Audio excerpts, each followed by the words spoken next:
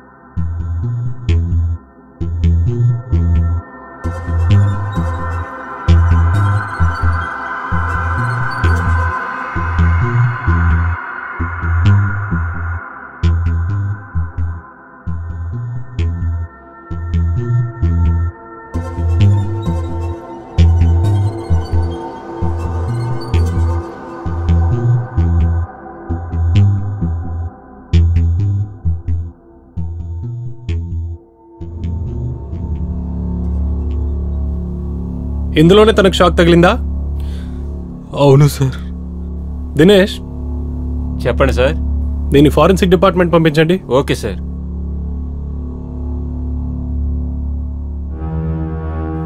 మీరే నాకు కాల్ చేశారా? మీరేమవుతారు? నేను తనకి భర్తను సార్. తను మా అమ్మ, ఇక ఆయన మా నాన్నగారు సార్. మీ పేరేంటి? నా పేరు గోపాల్ సార్. మీరు రండి, మిమ్మల్ని కొంచెం విచారించాలి. Yes sir. Dinesh. Yes sir. అంబులెన్స్కి ఫోన్ చేయండి. Okay sir. బాడీ రిపోర్ట్స్ అన్ని రెడీ చేసి పోస్ట్ మార్టంకి పంపించండి. పంపిస్తా సార్. అలాగే ఫోరెన్సిక్ డిపార్ట్మెంట్ కూడా ఇన్ఫార్మ్ చేయండి. ఇదంతా ఎప్పుడు ఎలా జరిగింది? సార్, నేను ఎప్పట్లోనే ఆఫీస్కి వెళ్ళి ఈవినింగ్ వచ్చాను. నేను వాష్రూమ్కి వెళ్ళాను. నాన్నగారు కూడా ఎప్పట్లోనే ఈవినింగ్ వాకింగ్కి వెళ్ళొచ్చారు. అమ్మ అమ్మ కిచెన్లో టీ వేస్తూ ఉన్నారు. తర్వాత నా వైఫ్ ఇక్కడే ఈ టేబుల్లో ఐరన్ చేస్తూ ఉంది.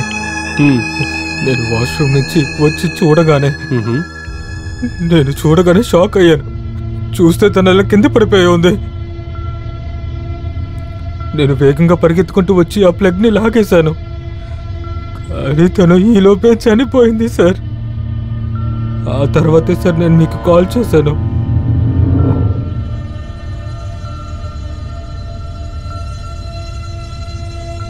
ఇక చూడండి, పోస్ట్మార్టం పూర్తయిన తర్వాత మీరు మిగతా కార్యాలు చేయడం ప్రారంభించవచ్చు. కొంచెం ధైర్యంగా ఉండండి.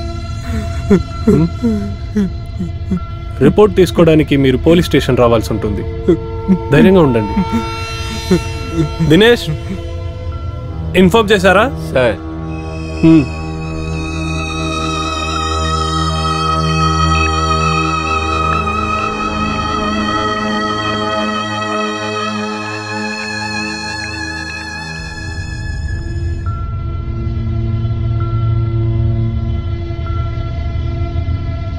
సార్ ఆ అమ్మ పోస్ట్ మార్టం రిపోర్ట్ వచ్చింది సార్. సార్ ఆ అమ్మాయికి కరెంటు షాక్ తగలటం వల్ల గుండె ఆగిపోయి చనిపోయిందని వచ్చింది సార్.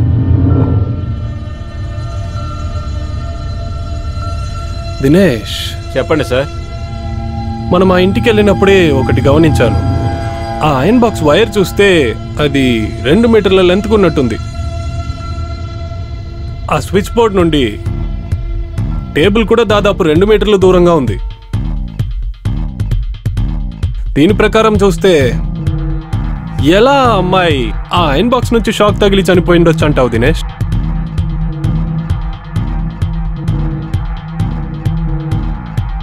అవును సార్, మీరు చెప్పింది నిజమే. దినేష్, దీన్ని చూస్తే వేరేదో విషయం ఉన్నట్టుంది. ఇప్పుడు ఖచ్చితంగా చెప్పలేము. అవును సార్. నమస్కారం సార్. నమస్తే సార్. నేను ప్రియా వాళ్ళ నాన్ని. సార్, నా కూతురికి ఏమైంది సార్? నా కూతురికి ఏమైందో చెప్పండి సార్. ప్లీజ్ ప్రశాంతంగా ఉండండి. ప్రశాంతంగా ఉండండి. ముందు కూర్చోండి. మంచినీళ్ళు తాగండి. కంగారు పడకండి. ఇప్పుడు నిదానంగా చెప్పండి. సార్, ఏం జరిగిందో చెప్పండి. నా కూతురిని వీళ్ళందరూ కలిపి చంపేశారు సార్. నా కూతురిని వీళ్ళే హత్య చేశారు సార్. నా కూతుర్ని చాలా కష్టపెట్టారు సార్. ఇవ్వాల్సినంత ఇచ్చేసాను సార్. అయినా కానీ మా అమ్మాయిని చంపేశారు సార్. మీరే ఎలాగ న్యాయం చేయాలి సార్. సార్, మా అమ్మాయిని అప్పుడప్పుడు కొడతారంట సార్. చాలా టార్చర్ చేస్తారంట. వాళ్ళు నాతోనే చెప్పారు సార్, ఆస్తి ఇవ్వకపోతే మీ అమ్మాయిని చంపేస్తామని అన్నారు సార్. ఇప్పుడు నేను చంపేశారు సార్. మా అమ్మాయికి న్యాయం జరగాలి. మీ వల్లే సాధ్యం అవుతుంది సార్. మీరు ధైర్యంగా ఉండండి. కాస్త ప్రశాంతంగా ఉండండి. దీనికి సంబంధించి ఒక కంప్లైంట్ ఇవ్వండి. నేను వెంటనే యాక్షన్ తీసుకుంటాను. మీకు పుణ్యం ఉంటుంది సార్. మీకు రుణపడి ఉంటాను సార్.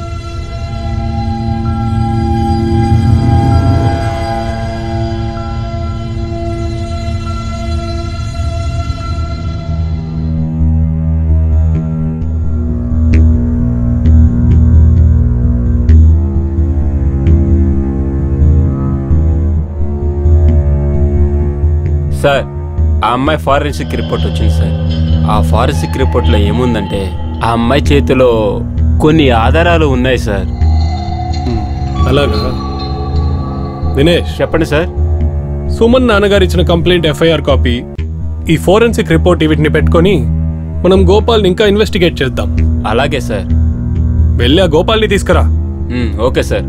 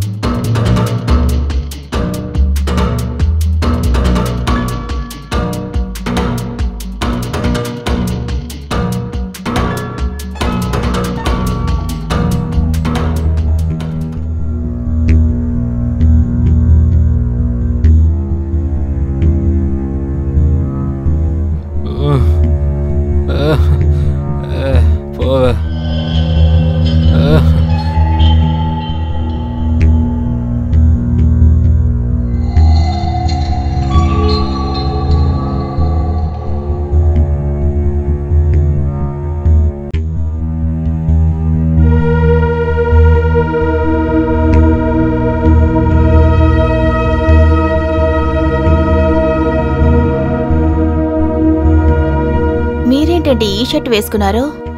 షర్ట్ చూసారా ఎలా నలిగిపోయి ఉందో? నాకు ఇచ్చుంటే నేను ఐరన్ చేసి ఇచ్చేదాన్ని కదా. సరే ఓకే, షర్ట్ విప్పివ్వండి, నేను ఐరన్ చేసి ఇస్తాను. ఇలా చూడు, నేను నీతో ఎన్నిసార్లు చెప్పానే, నేను ఆఫీస్కి వెళ్ళడానికి ముందు నా మొహం ముందు నిల్చోక చెప్పానే లేదా? తర్వాత నాకు ఈ ఫార్మాలిటీస్ అంటే చెడ్డ చిరాకు, అర్థమైందా? నాతో మాత్రమే మీరు ఎందుకు ఇలా మాట్లాడుతున్నారు? ఇంత రూడ్గా ఎందుకో? మీరు నాకు తెలియని వ్యక్తా ఏంటి? నువ్వే తెలుసుకోవక్కర్లేదు, నేను నీకు డివోర్స్ ఇవ్వబోతున్నాను, అర్థమైందా?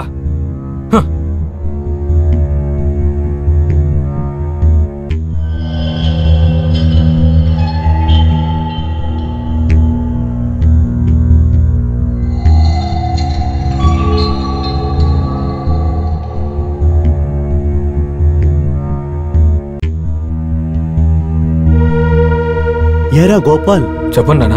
నువ్వు కోడల దగ్గర డబ్బులేమైనా అడిగి గొడవ పెట్టుకున్నావు ఏంటి? నాన్న, అది ఏంటంటే మాట్లాడాను, కానీ ఏవి సరిగ్గా రాలేదు. ఏమి కాదనిందా? వీడి వల్ల ఏమీ కాదు, నేనే తన్ని పిలిచి అడుగుతాను. అలాగే పిలు. ప్రియా, ప్రియా, కూర్చో. ఏమైంది ప్రియా? డబ్బుల గురించి మీ నాన్నతో ఏమైనా మాట్లాడావా? అత్తయ్య, దీని గురించి ఎలా మాట్లాడాలో నాకు అసలు అర్థం కావడం లేదు. ఇందులో ఏంటమ్మా నువ్వు బాధపడుతున్నావు? ఇచ్చేది మీ నానే కదా. మెడలో తాళి కట్టినప్పుడు ఇవరా ఏంటి?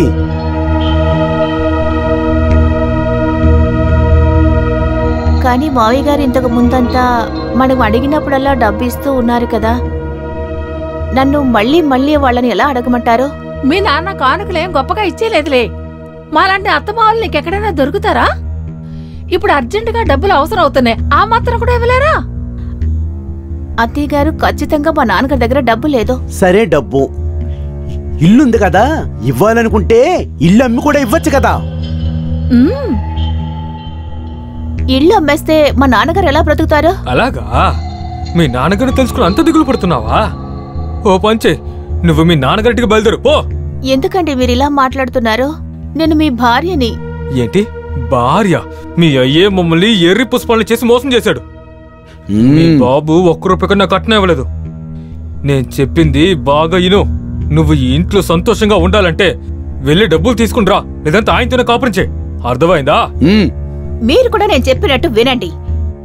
నేను ఈ ఇంటికి కోడలిగా వచ్చాను, కోడలిగానే పోతాను. విన్నావా? సినిమా డైలాగులు కొట్టుకో. చూసారా నాన్న దీన్ని? నీ పొగరు చాలా ఎక్కువైంది. రావే, నీ పొగరుని అంచుతాను. రా రా. చూసారా ఎంత పవర్గా మాట్లాడుతుందో? చూసావా ఎలా మాట్లాడుతుందో? చూడు.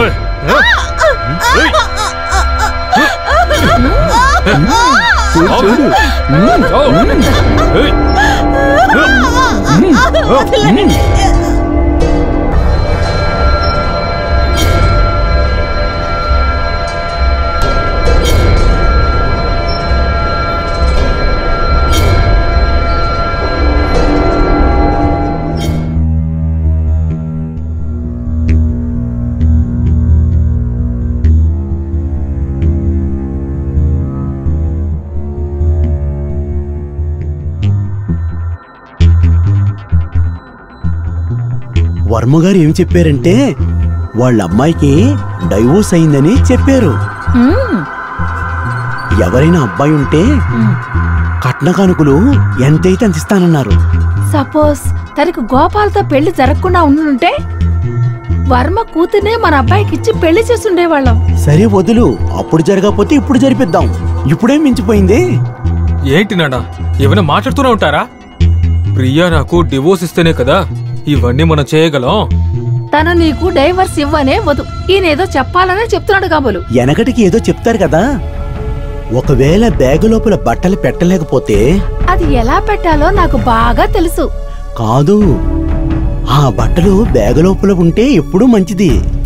ఏంటి నాన్న మీరు బట్టలు బ్యాగు అని? మీరు అసలు ఏం మాట్లాడుతున్నారు? నాకు ఇరిటేషన్ తెప్పిస్తున్నారు. నీ పైన నాకు చాలా సందేహంగా ఉందిరా, నువ్వు నాకు పుట్టేవో లేదో అని. వీడు మీకే పుట్టాడు 100%. ఒరే పిచ్చనా కొడుకా, కోడల్ని నీ నుంచి దూరం చేయడానికి నేను మాట్లాడుతున్నాను. అరే నా అయ్యా, ప్రియ నాకు డివోర్స్ ఇస్తేనే ఈ పనులని మనం చేయగలం. ఒరే పిచ్చవాడా, నా కోడల్ని ఈ లోకం నుంచి పంపుదామని మాట్లాడుతున్నా. అదేలా నాన్న? చెప్తా. ఏంటంటే కోడలు ఇస్త్రీ చేస్తూ ఉంటుంది, అప్పుడు దానికి షాక్ కొడుతుంది, దానివల్ల అది చచ్చిపోతుంది. ఇలాగే చేద్దాం. పాము వస్తుంది, మనకు పట్టిన పీడ విరగడవుతుంది. కరెక్ట్ గానే చెప్తున్నా నానోయ్, నువ్వు చెప్పింది సరిగ్గానే ఉంది. ప్రియాకి కరెంట్ షాక్ కొట్టినట్టు కొట్టించి దాని పీడ వదిలించుకుందాం, ఏమంటారు? పోలీసుల దగ్గర ఏం చెప్పాలంటే అది కరెంట్ షాక్ కొట్టి పోయిందని చెప్తాం. సరే సరే, ఇప్పుడు చెప్పండి, దాని గ్యారంటీ ఏంటి? వర్మ తన కూతుర్ని మన గోపాలకిచ్చి పెళ్లి చేస్తాడని 100% తప్పకుండా చేస్తాడు. ఇది వేరే విషయం. వర్మ ఏం చెప్పాడంటే వాడు కూతురు గర్భవతి అయిందంట, పెళ్లి కొడుకు ఎలా ఉన్నా పర్వాలేదంట.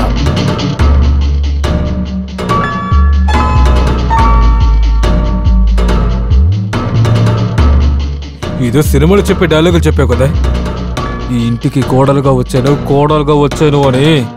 నువ్వు ఇప్పుడు కోడలుగానే బయటికి పోవాల్సిన అవకాశం వచ్చింది. కోడలా, నువ్వు త్వరగా వెళ్ళి దేవుని చూడబోతున్నావు. ఏంటంటే నీకు చివరి కోరిక ఏదైనా ఉంటే నా దగ్గర చెప్పకూడదు. ఏంటే అది మేమందరూ చేయటానికి అవదు. అదేంటంటే నువ్వు ఇక్కడ ఉన్న వలన మాకేది మంచి జరగటలేదు. నువ్వు ఇక్కడి నుంచి వెళ్ళావంటే మాకు లెటర్ తగులుతుంది. మా కోసం మాకు కొంచెం చేసి పెట్టమా?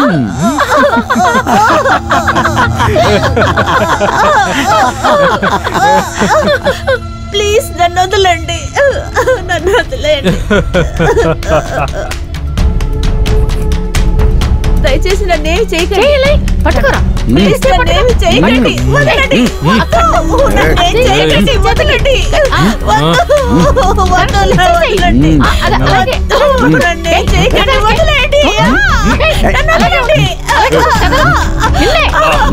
ఎందుకు చేతులు లాక్కుంటున్నా? ప్లీజ్ నన్ను వదలండి. నన్ను వదిలేయండి.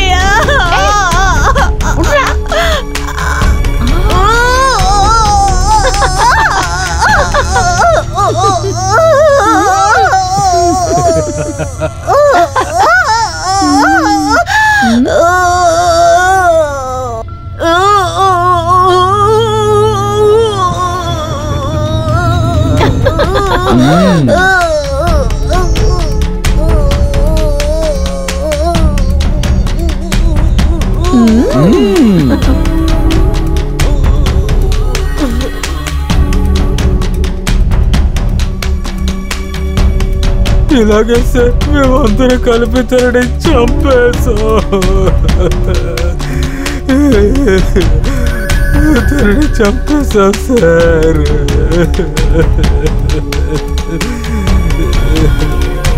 సార్. మా నాన్న ఆశపడింది ఏమిటంటే నేను ఇంకొక పిల్లని చేసుకోవాలని. అలా చేస్తే మాకు కట్నం ఎక్కువ వస్తుందని సార్, అందుకే చేశారు. దినేష్ సార్, వీడిని కోర్టుకి తీసుకెళ్ళడానికి ఏర్పాట్లు చేయి. ఇంకా వీడి తల్లిదండ్రులను కూడా తీసుకురా. అలాగే సార్.